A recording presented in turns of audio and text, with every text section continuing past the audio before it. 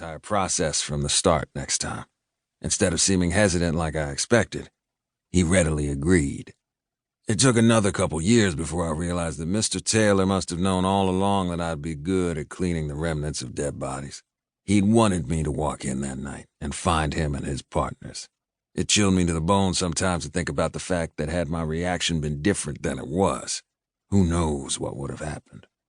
I'd like to think he wouldn't have harmed me, but who really knows? I hadn't seen Mr. Taylor in years, and word was he'd come into some money and left for somewhere down south. I didn't believe that's what really happened to him, but regardless if he was living large or buried several feet underground, he helped shape me into the man I was today. Some called me the cleanup man. Others called me their saving grace. However, most referred to me and my crew as the drifters, the ones who moved from place to place to dispose of dead bodies and clean up crime scenes. Like lurkers in the dark, the true color of our personality was only revealed when we were in our element, surrounded by decaying flesh. We were more reliable than a crackhead showing up at the dealer's doorstep. We were there when you needed us, and thanks to custom black leather masks, no one ever saw our faces. That was the difference between how I ran my crew versus how Mr. Taylor did back in the day. He'd wanted everyone in Chicago to know he was the man to call to clean up their mess. But unlike him, my last name put a weight on my shoulders that most would crumble under if scrutinized with the bright light folks shone on my family. Crowne Enterprises had a hand in so many different entities in the city and beyond that no one could ever pinpoint how the Crownes had made so much of their money. We were ruthless in business, and even more ruthless off the books. It didn't matter that I hadn't been born a Crowne, though. Most of us hadn't.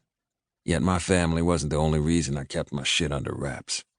Looking down at the message on my phone stating 3 had been murdered on Chicago's North Side in Rogers Park, I had to hold back my smile.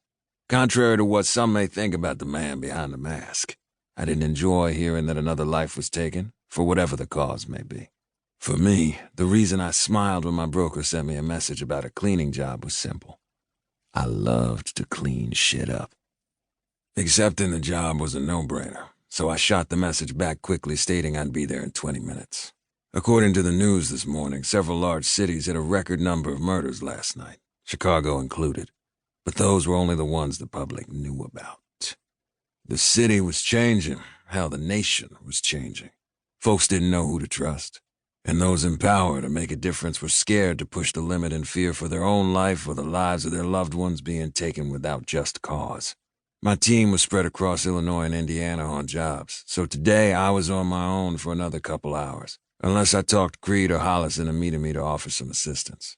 Problem was, those fools could shoot a motherfucker without blinking, but dealing with all the blood, organs, and mutilated bodies of corpses had them making too many damn faces of disgust when they helped.